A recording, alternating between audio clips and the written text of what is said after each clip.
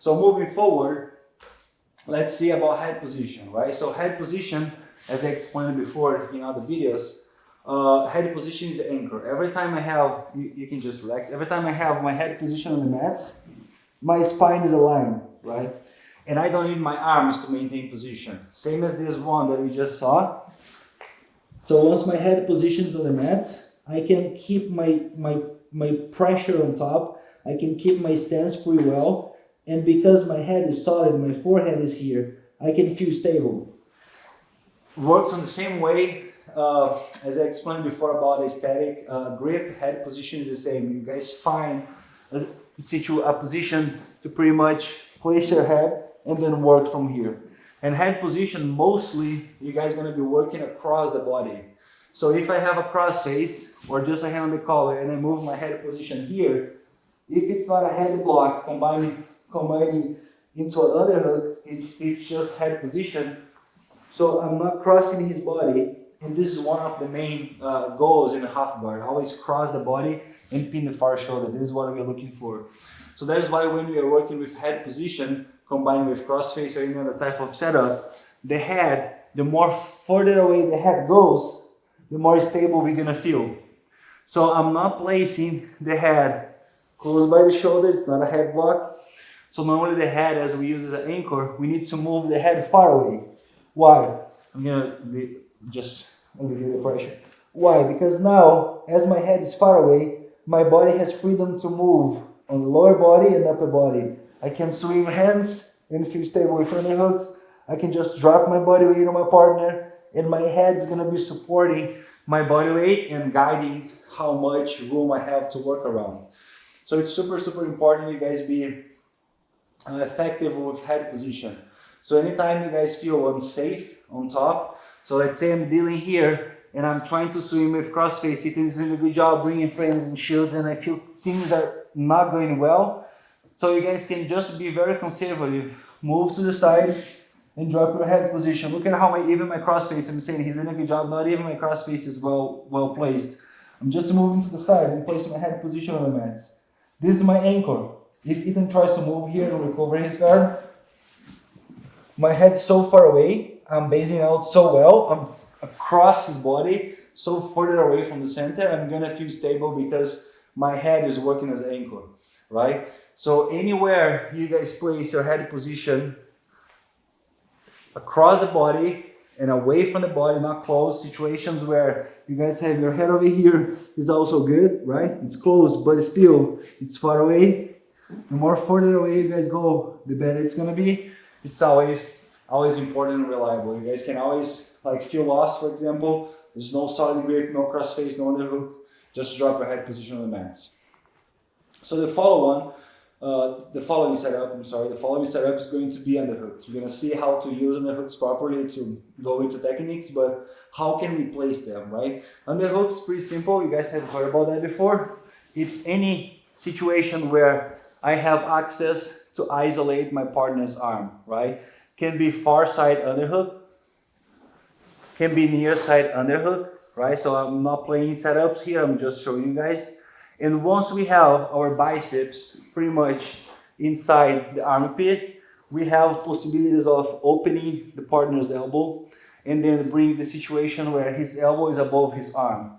If we start combining with crossface, because my biceps is inside the armpit, I can always open up my partner's body, flaring my elbows like so, and then here you're gonna be in a super comfortable spot where we have a lot of advantage against whoever else we are facing. So if Ethan tries to bring his elbow back in place, it's gonna be hard because his arm is wide open like so, and I have my edge underneath his arm. So that's why on the hooks we need to swim deep and we need to connect our hands, right? So you guys know that hands are clips. We can either use elbow control like so. We don't need to grip the jacket. We grip our own joints so we can move around, flaring elbows, far sides like that, near side. It's pretty much the same idea, right? Or we can build up clips, the initial clip that we would be looking for here. If I'm able to slide my arm through and get one on the hook, it's just the hand on the shoulder like that. I need to close the door. I'm not managing his elbow, but I have initial setup. Fortunately, my job is going to be drag his head against my hand and then find ways of getting my elbow deep and then get a clip inside the neck. From here, you guys can either pass with this half cross face but underhook, or combine head blocks and then be super stable here. So you guys can see that I'm isolating completely Ethan's arm, and the outside, if he tries to pull his elbow back or move around, it's just a matter of trying for me get my way into mount position, right? Choke from the mount.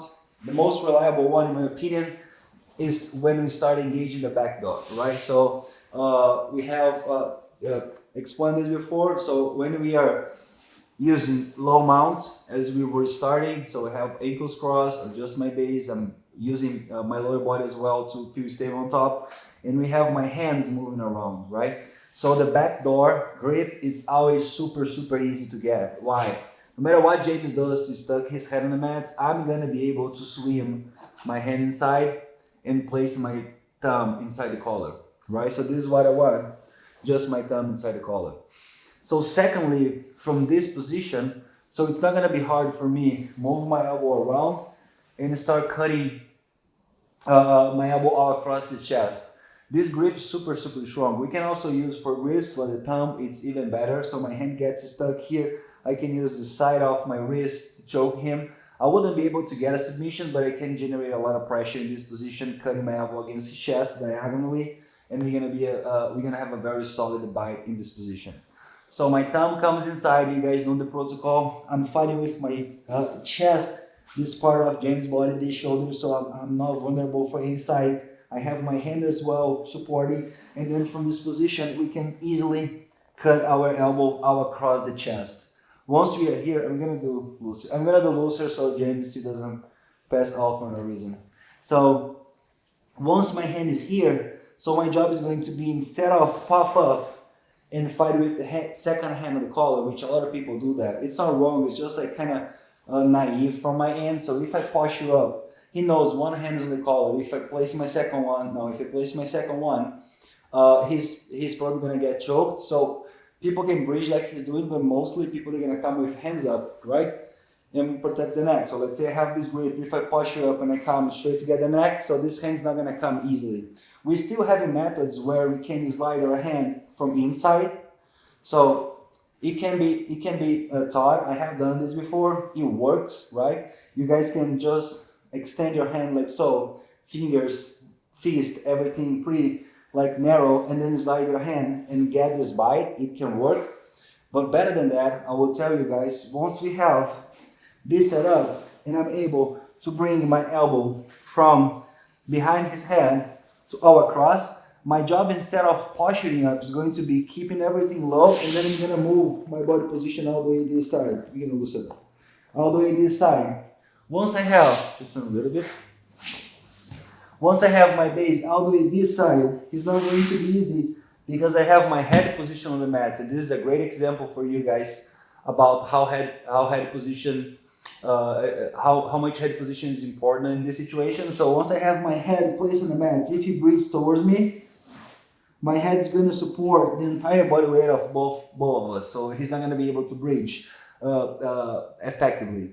So my head goes to the mats, and now this hand, as he's not being able to see what's going on here, this hand I just come and I place my thumb as well inside his collar. So now I have my elbow wide open, my head on the mats, and I have two connections to his collar with two thumbs inside. So from this position, it's super easy for me. Instead of posture up and pass my elbow all across, you guys can see how loose it is. So I'm not trying to kill James. I'm gonna do this once tighter, right? But let's start slowly like that. So as I have my head on the mats, I don't need to be busy basing out. I have just my head, it's gonna be more than enough. I have this mount situation where I have two bites in the collar. So my job is going to be pretty simple. Just cut this elbow back, and now we have a choke. Even if James tries to stop my elbow from this position, it's going to be pretty hard because I can always cut my elbow against my own body. This is the strongest I can get. Okay. So my job is going to be center my body, right? So I'm going to bring my spine aligned to his spine so I can just keep this pressure like so. So my thumb is inside, I pull my elbow out, and then I change my direction. So I'm finding the other side, thumb goes inside, and then I cut both elbows back. So I'm gonna be approaching his body diagonally like so. So once I get back to the center, I'm gonna be able to tighten up my elbows. I'm not stretching my arms, extending. I'm keeping things tight, and then my action of coming back to a square situation is going to apply pressure in the choke. So it's pretty much similar as to any other choke from close guard, I would say. So we have the first hand, I'm gonna apply a little bit more of pressure, okay? So head goes this side, first hand, I'm basing out pretty well. So my elbow cuts this side, and now we change direction. So I'm completely leaning towards the side. So my hand is deep in the collar. I come with my hand and I grip this part of the jacket. Pretty easy. So he can't stop my second hand. Turn a little bit. He cannot stop my second hand. So I come, even if he tries, you can try it. It's just so easy. I'm coming from the back door. So from this position, my job is going to be just keep tight. My grips, they must be solid on the collar. It's going to be super easy to grab. So now I cut my elbow back, and once I cut my elbow back, I'm going to find a better angle coming to the center. So the more you guys climb right now, in this situation, the easier it's going to be. So you just should pull the elbows against your own body, and then you're going to get the choke. It's going to be a super solid choke from mount with no underhooks.